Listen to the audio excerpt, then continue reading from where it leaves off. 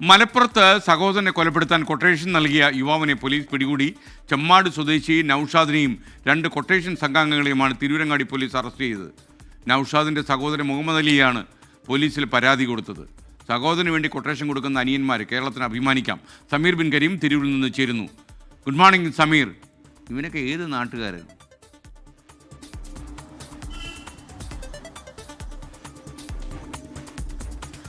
എസ്കെൻ, മലപ്പുറം തിരൂരങ്ങാടി സ്വദേശികളായിരിക്കുന്ന ഈ കൊട്ടേഷൻ സംഘം ഉൾപ്പെടെയുള്ള ഈ അനിയനെയും കൂടി ഉൾപ്പെടുത്തിയാണ് പോലീസ് ഇപ്പോൾ അറസ്റ്റ് ചെയ്തിരിക്കുന്നത്.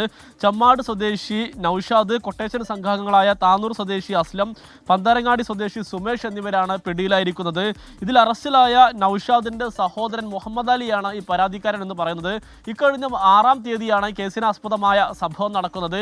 ഈ മുഹമ്മദ് അലി പള്ളിയിൽ നിന്നും വീട്ടിലേക്ക് വരുന്ന വഴി അതിരാവിലെയാണ് സംഭവം നടക്കുന്നത്. കൊട്ടേഷൻ സംഘങ്ങളായിട്ടുള്ള ആളുകൾ എത്തി ഈ മുഹമ്മദ് അലിയുടെ മുഖത്തേക്ക് ഈ മുളക് വെള്ളം ഒഴിക്കുകയും പിന്നാലെ കത്തിക്കൊണ്ടും വടി കൊണ്ടും ആക്രമിച്ചു എന്നുള്ളതായിരുന്നു പരാതി. അതിന് പിന്നാലെ പോലീസ് നടത്തിയ അന്വേഷണത്തിലാണ് മുഹമ്മദ് അലിയുടെ സഹോദരൻ ഈ നൌഷാദ് പിടിയിലാകുന്നത്. നൌഷാദ് വിദേശത്ത് നിന്ന് എത്തിയതിനു ശേഷം വീട്ടിൽ സ്വകാര്യമായി ഇരുന്നു കൊണ്ട് അയാൾ ആസൂത്രണം ചെയ്ത ഒരു അക്രമമാണ് ഇത് എന്നുള്ളതാണ് പോലീസിന്റെ കണ്ടെത്തൽ. CCTV ഇല്ലാത്ത പ്രത്യേകമായിട്ടുള്ള ഏരിയ കണ്ടെത്തി അവിടെ ഈ മുഹമ്മദ് അലി എത്തുന്ന സമയത്താണ് അക്രമം നടത്തിയത് എന്നുള്ളതാണ് ഏറ്റവും പ്രധാനപ്പെട്ട കാര്യം. ഈ മുഹമ്മദ് അലിയും നൌഷാദും തമ്മിൽ സ്വത്ത് തർക്കം നിലനിൽക്കുന്നുണ്ട്. ഈ സ്വത്ത് തർക്കമാണ് അക്രമത്തിലേക്ക് നയിച്ചത് എന്നുള്ളതാണ് പോലീസിന്റെ കണ്ടെത്തൽ. ഏതായാലും അപൂർവ സംഭവമാണ് ഈ അനിയൻ സഹോദരനെതിരെ ഒരു കൊട്ടേഷൻ നൽകുക എന്നുള്ളത്. ഒരു അപൂർവ സംഭവമാണ് എന്നുള്ളതാണ് ഏറ്റവും പ്രധാനപ്പെട്ട കാര്യം. എസ്കെൻ,